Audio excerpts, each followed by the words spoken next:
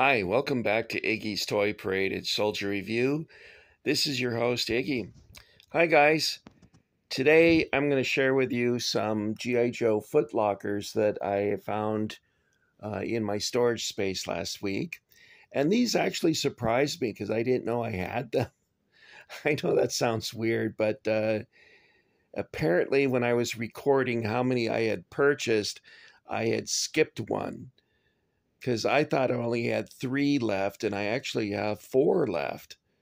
So I must have had 5 at one time, because I sold one on eBay for $60. And I felt so bad for the guy that he was spending $60 for it that I included a 40th anniversary G.I. Joe. I guess Iggy's not a very good businessman. But I did feel bad that the guy was going to spend double what I paid for it. And speaking of payment, these sets were originally $49.99 at Target, and they went on clearance for $29.90. And I think that's when I bought at least 3 of them, maybe even 4 of them at that time. I remember the first one I bought was regular price, which was almost $50. So let's take a look at this. Now, this is not manufactured by Hasbro.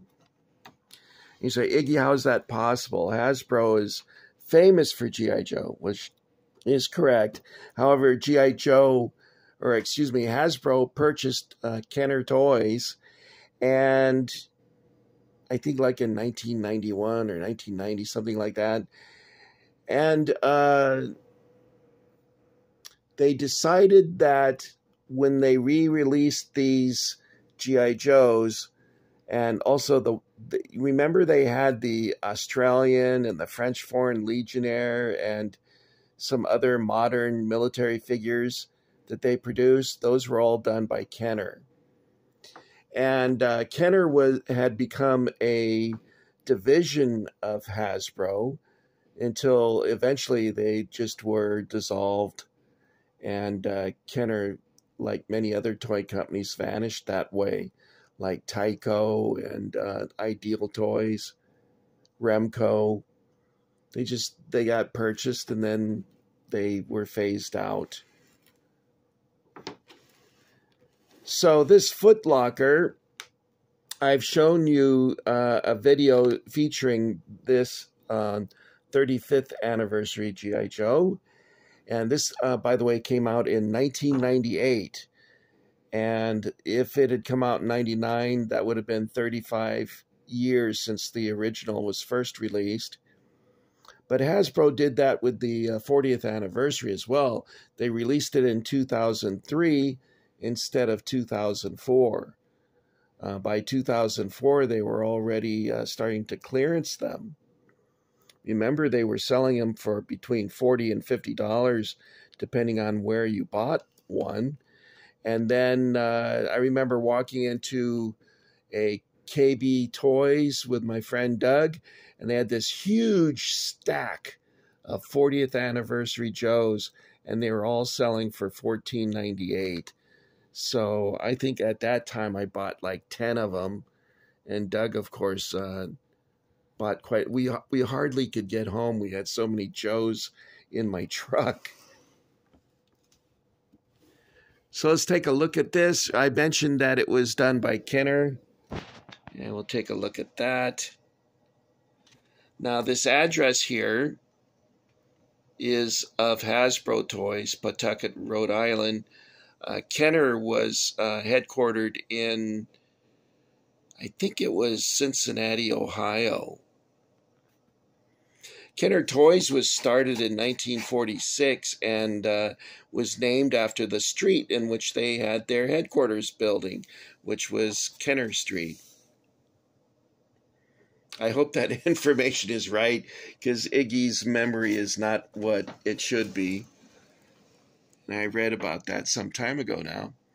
Now, it says here on the back that other Footlockers were released. I don't remember them because by 1968, I was interested in slot car racing and also in Rocco mini tanks and Hot Wheels cars.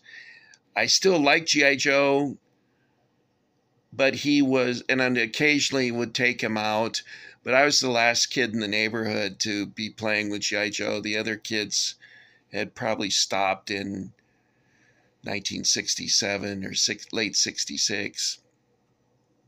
Although I think 66 was probably the pinnacle of G.I. Joe's success.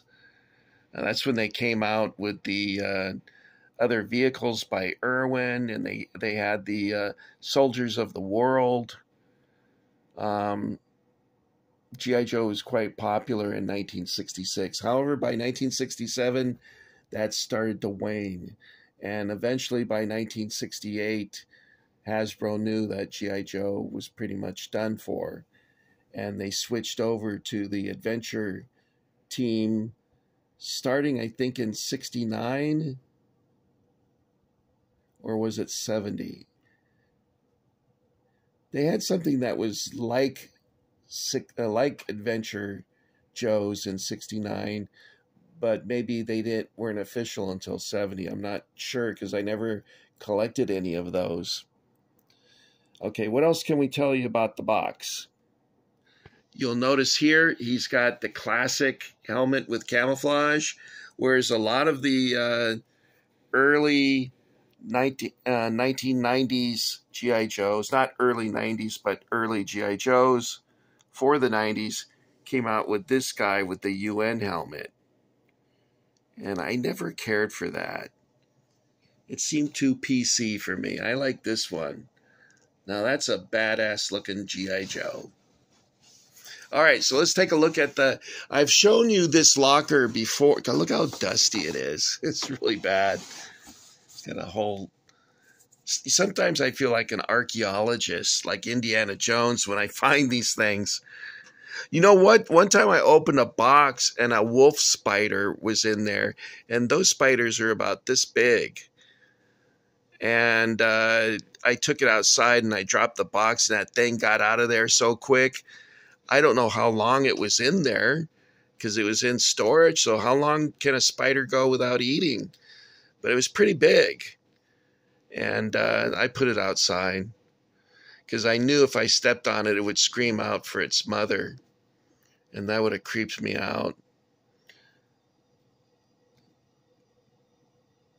So how does this differ from the 40th anniversary? Well, the equipment is different. That's one thing you'll notice right away. For instance, the sling on the M1 Garand rifle is made of plastic, which is really crappy.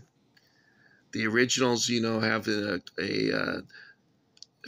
elastic fabric sling,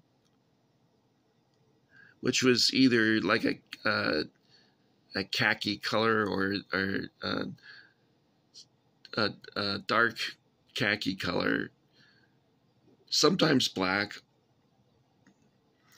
The carbine also has that funky plastic sling. And, I seem to remember the magazine being silver on my original M1, and I think it was long. This is a short one, painted black. If I'm not mistaken, my original carbine was like that.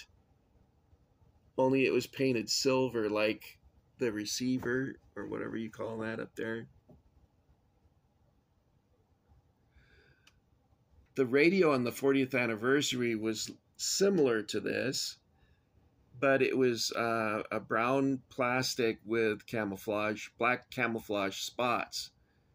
On this one, it's brown plastic with no camouflage. So I'm not sure why they made that choice.